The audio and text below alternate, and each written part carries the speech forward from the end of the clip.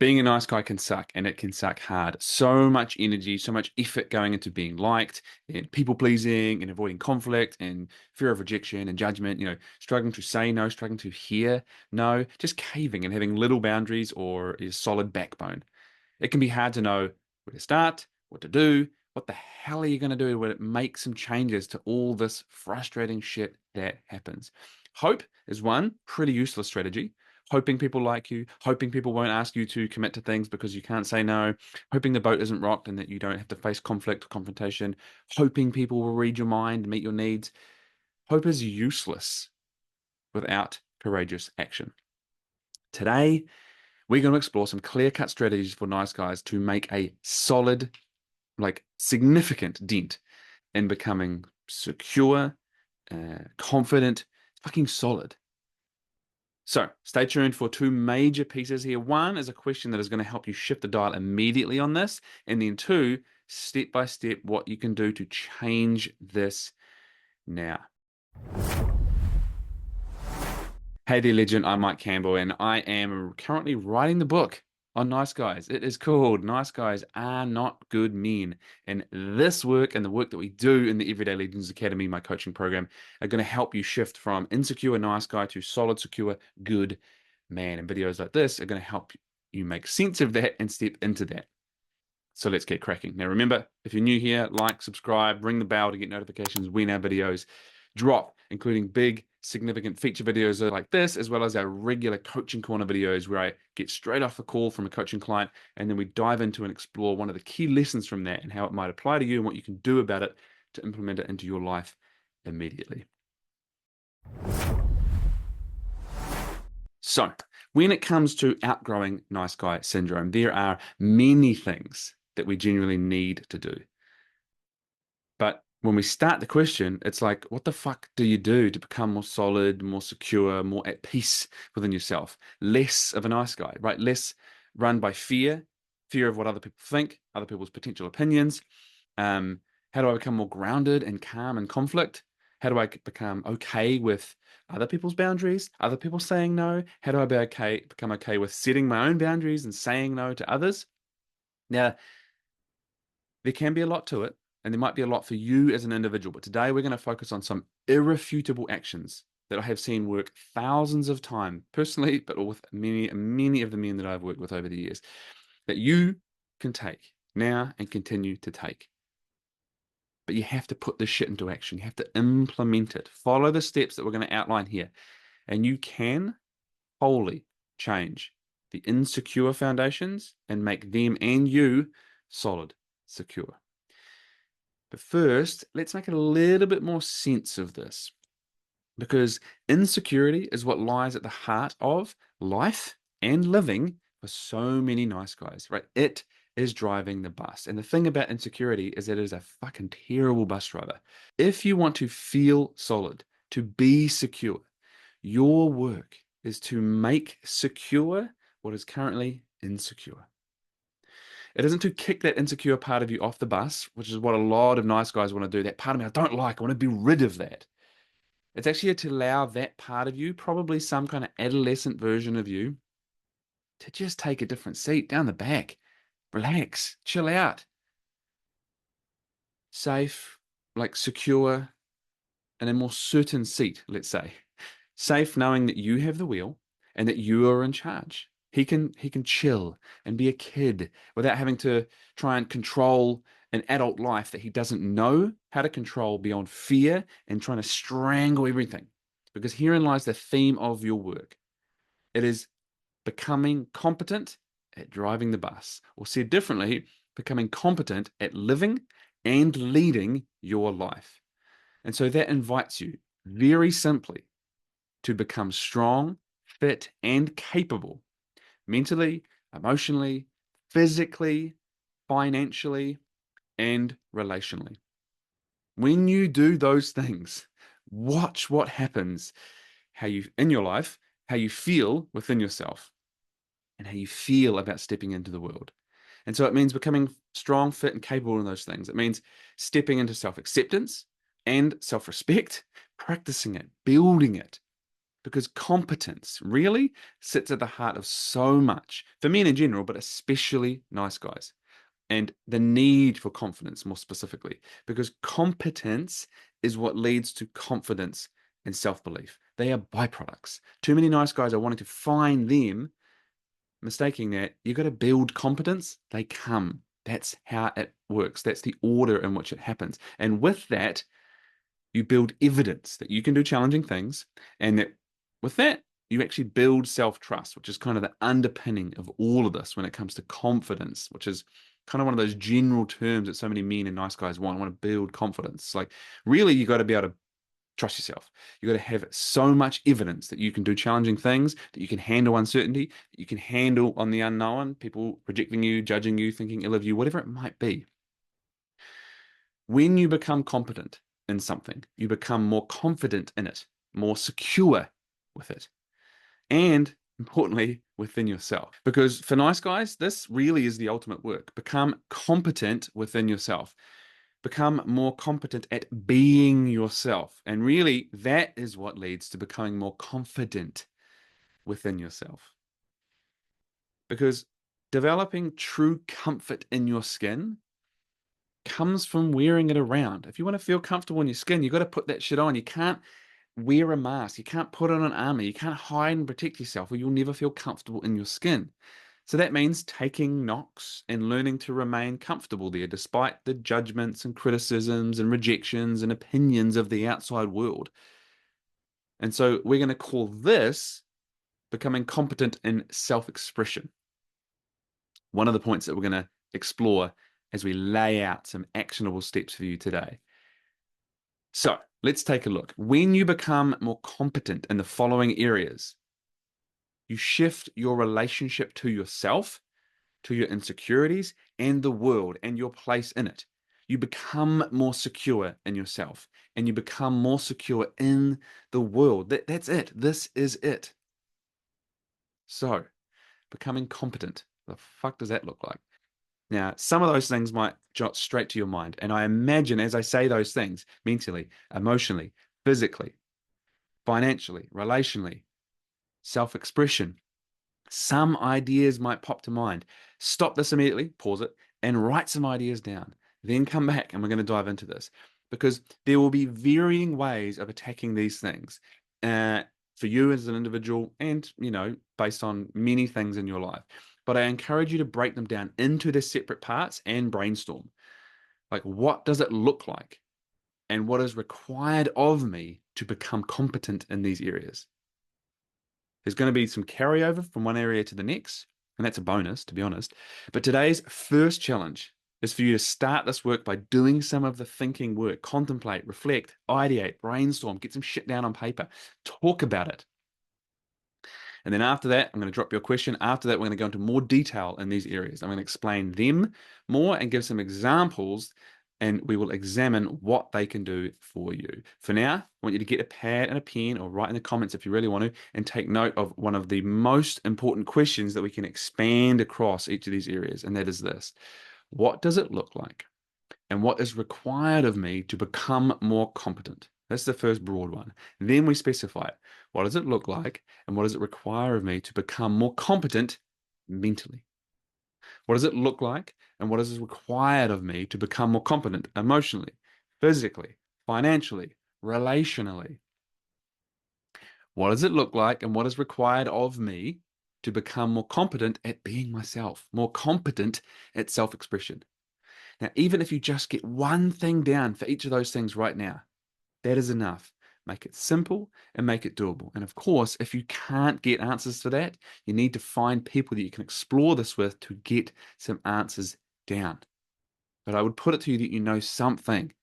What does it require? What does it look like for me to be? What is one thing for me to become more competent with money?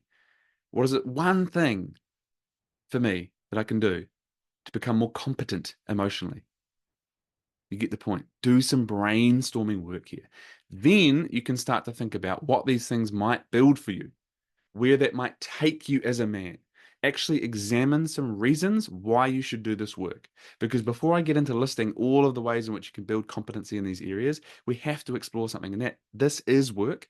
And the block for so many nice guys is that it feels like too much work. It feels uncomfortable. And that is bigger than the pain of what I'm currently experiencing. And if the pain and discomfort of what you're currently experiencing isn't big enough, if you think the work is going to be bigger, you won't do it. The pain of what you're experiencing, the discomfort of fuck this, has to be bigger than what you think the work is going to be. Because if you find reasons why this is meaningful enough for you to do it, you'll do it. If the juice is worth it, we'll do the squeezing. And if you don't have meaningful enough juice, you won't do the work to squeeze it out. You will remain the same. You will remain in the same place. You will remain with the same frustrations, convincing yourself that perhaps you're doing something about it every time you watch a video about it, but really you're not doing it. Insecure will continue to drive the bus into a very fucking annoying, frustrating, disempowering situation. Every one of those situations it can find, because that's what it does. It doesn't feel safe, so it tries to remain in the same familiar place, because insecurity mistakes familiarity for safety, and they are not the same. Your job is to take the wheel, become competent at driving the bus, at leading and living your life. No one will hand you the wheel or magically make you feel confident enough to take it and drive yourself, to choose it fully, despite the risks of being on the road. No one will do that for you. You have to choose it. And so much of this comes down to building yourself. A lot of which can come in an environment of support, challenge, guidance, and accountability of others. But it has to be your work. So let's break down each of these and give you some examples and ideas of what it looks like to become competent in these areas. Keeping in mind, there will be some nuance for you in each of these, some that might apply to you, that might not, that we haven't discussed, that need to apply in that area for you. But let this guide you, as it has worked for the thousands of men that I have coached and supported and continues to work for me, because I'm a dude. I am a recovering nice guy, a reformed nice guy. So, number one, becoming mentally competent.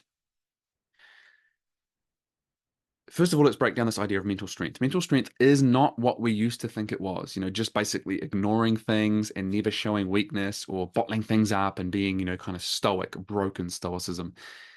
Most of the time, that shit is just denial and suppression. That is not mental strength.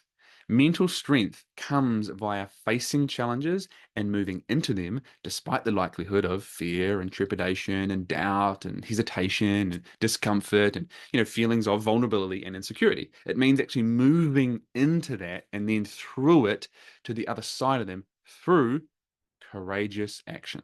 It's growing into a new level and new capabilities because those challenges require you to grow and become stronger and more resourceful and more resilient and more capable. This looks like feeling the fear of an edge and limitation, noticing the resistance to something and stepping towards it, taking the actions it asks of you to grow into the person capable of it. That always happens after you step. That's why it requires courage, because you're not currently competent and therefore you don't have the confidence. They come after. After you step, the competence comes, never before. And so a mentally competent man can also sit alone with his thoughts and feelings. He can be at peace in his own company. This can also look like advancing and improving your curiosity, your problem-solving ability, and decision-making by actually practicing these things regularly, regardless of how certain you feel, because often nice guys want to feel certain before they do that, but that is not how it works. You build it by taking the actions when you don't feel certain and confident. A mentally competent man can make better decisions, he can handle pressure more effectively, and know how to discern his fucks and where and how and why to give his energy, because that shit is precious. And this can happen in any area of your life, including all of the other ones to come. A mentally capable, competent man is of more use to himself and to those around him.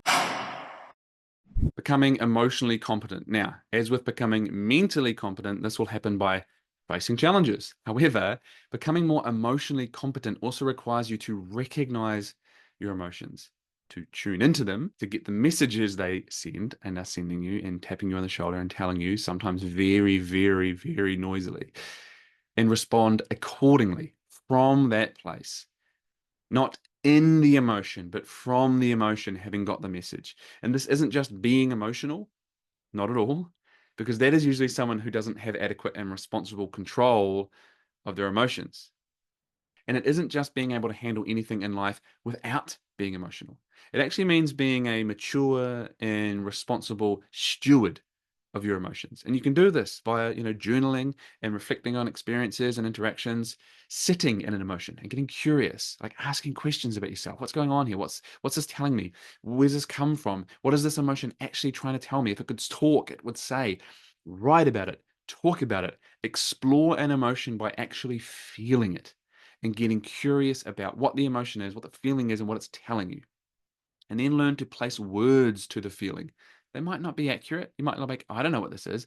Start by placing words on it because it helps you to recognize it and identify it. Then we can work on accuracy across time.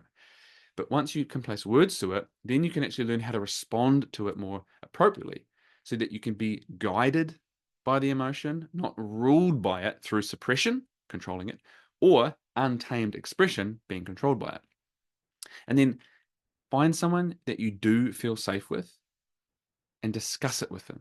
Explore what comes up, the stories around it, what it feels like, and their experiences around it as well, because they can give you so much of their own experience. It can help you anchor and understand things. But ultimately, you've got to learn to sit with the feeling without reacting to it and without ignoring it. Now, this can happen in some isolated elements of your life, you feeling feelings, but it will definitely and need to happen in your relationships with other people. That might be level 2 for you, level 7, level 10, depending on where you're at the moment, but it shows you where you can go. Because an emotionally competent man, he can be empathetic and caring towards others without dishonoring himself and his needs and his own emotions. It's not all just empathy for others without compassion for self. This man can connect on a deeper level with others and create a depth of experience within himself. He is calm when needed. He is loving when needed. He is angry. He is happy. He is curious, all when appropriate and needed. He can read a room and he can read himself and act accordingly. He doesn't suppress his emotions or be a slave to them. As I said before, he is guided by them. And he's also a man who can take himself and life seriously, and in the next moment, not seriously. He is emotionally flexible. He can access playfulness because play opens us up to all sorts of human experiences, and it holds the key to an emotional depth and competency that many guys struggle with. An emotionally competent man is of more use to himself and to those around him. Becoming physically competent. Fairly simple, this one. Become fitter and stronger and more resilient physically. Train your cardiovascular system. Train your musculoskeletal system. Move resistance. Move your body with purpose and intent. Build a bigger capacity to recover. Actually, rest. Build healthy and effective sleep hygiene and habits, and really overall improve your ability to handle the demands of life wherever they fall. Because a physically capable man, he's a healthy man. He's putting himself in the best position to live a vibrant life. He's someone who builds mental and emotional fortitude via facing discomfort and continually showing himself he can do difficult and uncomfortable things. In the realm of the physical, it's easy to access that on the daily. And so we can pull the lessons from that. You can pull the lessons from the physical work learned here to be more resilient and more capable in other areas of your life. Because a physically competent man is of more use to himself and to those around him. It's becoming financially competent, which is so much more than building financial security or just building wealth. Becoming financially competent, competent with money, means expanding your relationship to money, which for a lot of people is fucking dismal. We just want more of it and we think that's the answer. Becoming financially competent means becoming skilled and capable in ways that add or produce value that can then receive reciprocal value in monetary terms in return. So you improve your ability to earn money, but it also means building your ability to hold on to money, to be a responsible steward for it, and your ability to spend it in suitable and appropriate places, including things that just put a giant fucking smile on your face, while also being able to account for all of the responsibilities in your life. So we've got the buckets of earning money, holding money, and spending money. We need to be able to explore and expand our relationship to all of those things. It also means being able to invest money in things that bring you meaningful returns, from financial returns, personal growth, experiences, relationships, and your future. A financially competent man puts himself in a position where he can provide for himself and others and ensure that an environment flourishes. Security and survival are assured, and he and those in his care can live with the freedom that comes when the basics are covered via his resourcefulness. Now, this doesn't mean he has to be rich in the way that we have long held this term to be. It means that he lives with a richness of freedom, of opportunity, of resourcefulness. He is responsible, he is resourceful, and he is financially flexible. Because a financially competent man is of more use to himself and to those around him. Becoming relationally competent. Becoming relationally strong means more than just being in relationships. Anyone can do that. You've probably been in friends with people for a while. They're not great relationships. You've probably witnessed romantic relationships that have been together for years. Those people don't like each other. They're very toxic or ineffective. What this means is being in the practice of improving your ability to relate with others, which, by the way, completely stems from your relationship that you hold with yourself. It means understanding your role and behaviors in relationships, why you do certain things, why you respond to certain ways, understanding your emotional reactions and responses to others, how you are triggered, why you do that, and how to respond more effectively. Developing your ability to stay calm and regulated and grounded and interact with love and compassion and boundaries, right, with strength. It means being able to understand the other, or at least curious and regulated enough to try and understand from their point of view. And that's the empathy piece, back to our emotional strength. It means being willing to receive feedback without getting defensive, without backing out of being wrong. It means being open. And it means being honest and strong and courageous enough to give feedback with respect, with honesty, with kindness, and with compassion. It also means understanding how you like to give and receive love and appreciation, all the way down to the very specifics. Like, I love cooking for my wife. It's so much joy it brings me. And what I like is when she acknowledges that. Thank you. Such a great meal. Thank you for cooking for me. That, man, you might have one simple little thing that's so meaningful to you. Understanding that, being able to communicate that, and understanding that in others. It means being willing to and able to communicate your needs and ask for what you want. It also means knowing your needs and then taking the majority responsibility for them and then communicating with those others that have a part to play in that. And it also means being or continually working on becoming secure within yourself and in intimacy with another. This is where so much of this lies. Being able to maintain your sovereignty, find it in the first place if you haven't got there yet, which is where a lot of nice guys are. They don't have their sovereignty. Finding and maintaining your sovereignty while in relationship with others and intimacy with others, and supporting them and finding and maintaining them. Because a relationally competent man is of more use to himself and to those around him. Now, all of these previous points will take work and specific actions, but there is plenty in there for you to get started with. And now our final area, becoming self-expression competent. Because for nice guys, this is the ultimate work. All of this stuff matters. It all moves the needle massively. But we can't just do one. You can't just go, I'm just going to focus on getting physically capable. I'm going to be strong. It's like, okay, but if you're still insecure, it doesn't matter what you do, right? More financial security will not take care of your insecurities. We have to work on all of these. And this is the glue between all of them.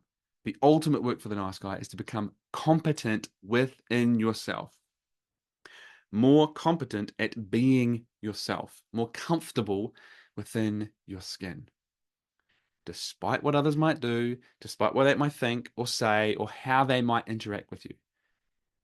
As I said at the top, developing true comfort in your skin comes from wearing it around, taking knocks, and learning to remain comfortable there, despite the judgment, despite the rejections, and the potential opinions of the outside world. This is what I call becoming more competent in self-expression, like a genuinely thick skin, not someone who ignores, but can handle. A very important distinction and difference. This man is of more use to himself and those around him. But this one here, that is so much of the work. And that is so much of what this work that we do is based on. A lot of what we've talked about here is doable via various strategies and practices. Go and do them. But this one here is where so much more of our courage and so much more nuance and often ambiguity lives, right? So for this, you can go out there and practice rejection, which I strongly suggest you do. That is an exercise that I give my guys in my program. Learning to regulate yourself when hearing no from others, or when you're not being chosen by them, or not validated by them, not getting their approval, right? Learning to be okay not being liked. Learning to, oh shit, I need to feel okay within myself. And really that means practicing self-respect and self-acceptance.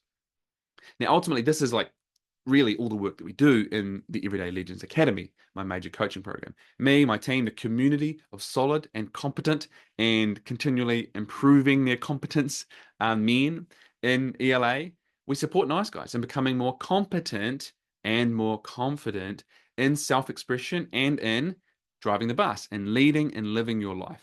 More competent mentally, emotionally, physically, financially, relationally. That's what we do. If this resonates with you, if you want to explore this, go into the description, find the link below, and start the process of exploring coaching, the coaching program, the work that we do in the Everyday Legends Academy with me and my team today. Now, a lot of what I have explored here today happens through your individual actions. You have to go and do this shit. However, I want to be really clear. So much of it is facilitated by the support, the guidance, the challenge, the accountability of others. This stuff cannot only happen in your isolated actions. It is your work, but the potential in each of these areas is only accessed with others. You can kick the can down the road and do a little bit of stuff on each of these areas. But if you want to actually access what's available to you, it has to happen. It only comes in the company, in the relationship with other people, coaches, support, mentors, partners, whatever it might be. So my final point is to invite you to think about who in your life plays these roles or can, who is supporting you, who is guiding you, challenging you, holding you accountable for becoming more competent in these areas. There might be one person across all of them, right? Like a coach, like what we do. It might be one person in each area, right? There might be multiple people. But you got to sit down, you got to think about that. You got to choose them, bring them into your life. And if you don't have those people, find them or create those relationships as soon as possible. That has been today's video. I trust you'll take something from this. Let us know in the comment which of these points has spoken to you the loudest, which of these has got an immediate action that you can go take, and which one of these has you feeling a little bit squirmy down there. Holy shit, I'm decking myself when it comes to the idea of this. All of these have tons and tons of actionable things that you can do. If you want to know more about them and what you can do specifically, get in touch and we can explore that stuff. I've been Mike Campbell, your men's coach, the anti-nice guy men's coach. Be courageous, be curious, and be proud of your choices.